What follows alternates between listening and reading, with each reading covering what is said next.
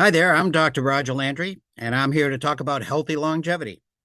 I've written this book, Live Long, Die Short, and that's about living as long as possible to being our very best as long as possible, and having a much more higher quality of life.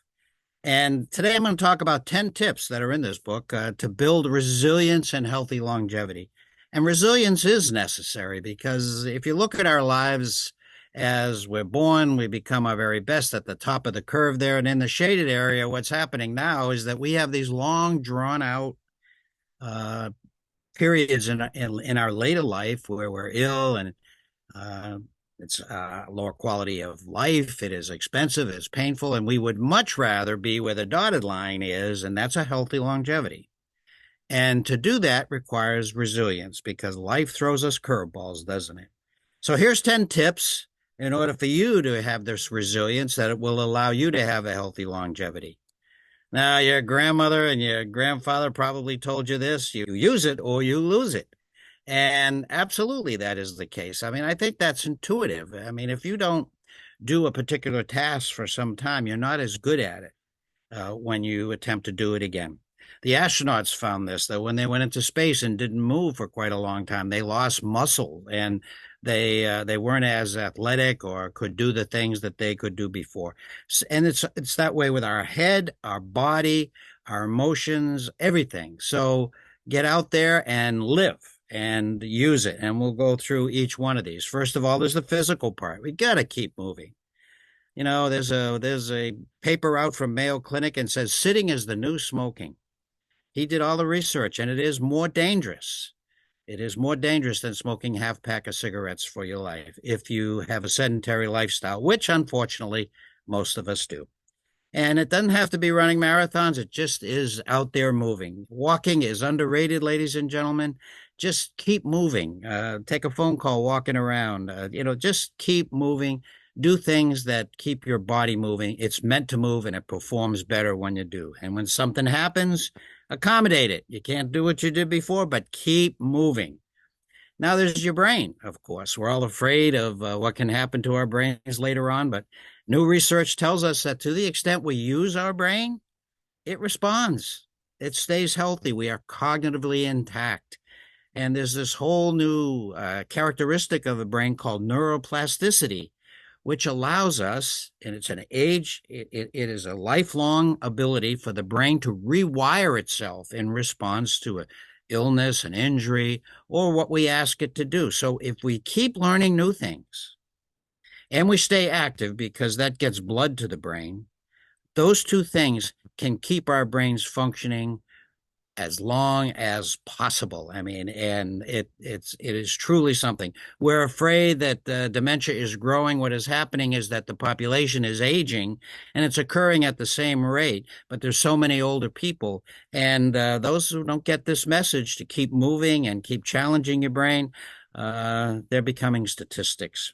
We got to stay connected to each other. We are social creatures.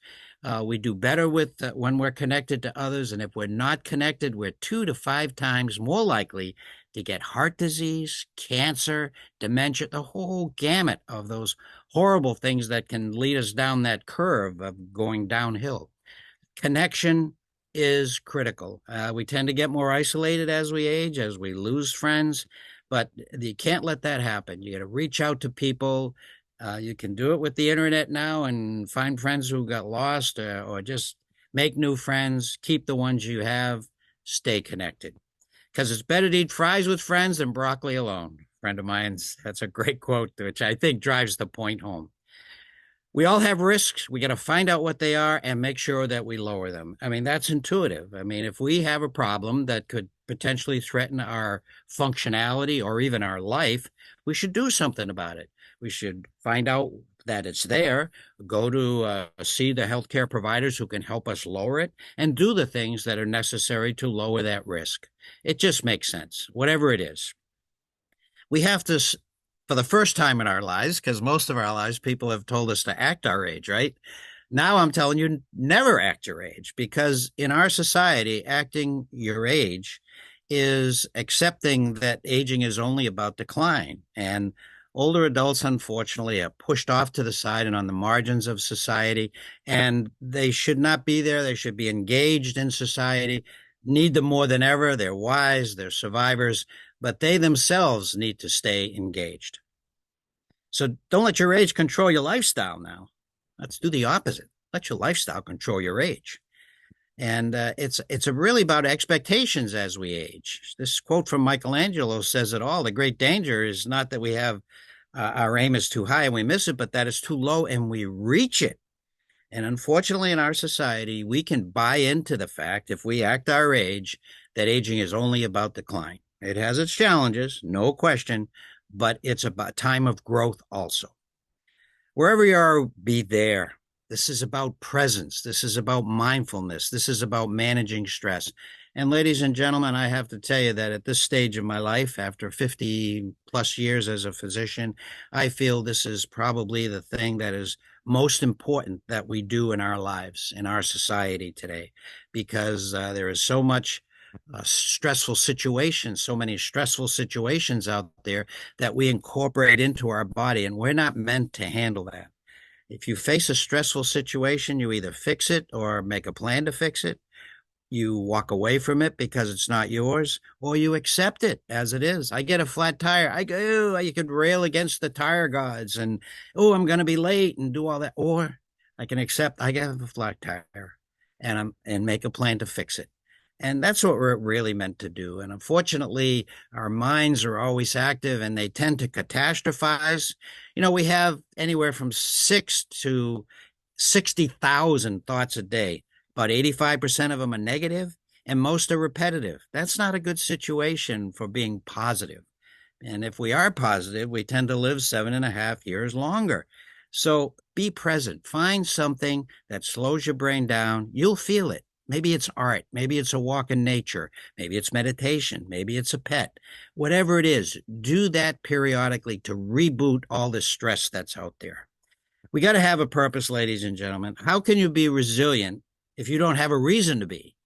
If you don't have a reason to get out of bed in the morning, something that lights your fire, drives your passion, like this. Tell me what it is you plan to do with your one wild and precious life. And that's for any stage of life. Your purpose changes with life, that's for sure. As we age, it's different from when we were young and in our careers and with families, but we have to find what that is. And it can be small, it can be large, but it should be something important to you. Find out what it is. It usually does involve other living things like plants, animals, people, of course, or the planet. Got to have children, and even more than children, all generations in your life. This is natural for us. It's how our ancestors lived as we were hunter-gatherers. Excuse me. And it is something that we can easily get isolated in the world today. As older adults, we get isolated, and that is not good for us. The statistics are not good relative to disease, early death, and problems. So it's about socialization. It's about sharing your wisdom.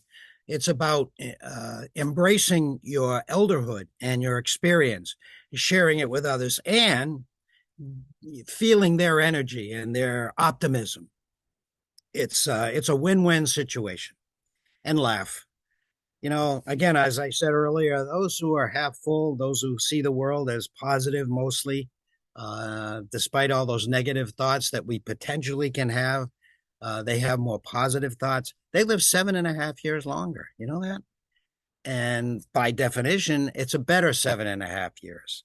So look for the positive. There was positive even with COVID. I think you know that if you look hard enough. A lot of horrible things in the world. However, we can find humor, and it is so salubrious is a word, just meaning healthy. It is so healthy for us. It draws people to us, so we're connected. We have purpose. Just living is purpose, and it is a magnificent, magnificent.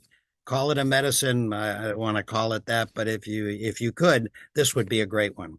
So there they are, ladies and gentlemen, the 10 tips. They're in the book. You read it or not read it, but there's the main message from this book. And I wish you luck, but one word of caution. When we try to make change in our lives, sometimes we take on too much. We try to change too much too soon, like a New Year's resolution. Take small steps. That's the way to successful change. And that's the way to a more healthier lifestyle and a healthy longevity. I wish you lots of luck.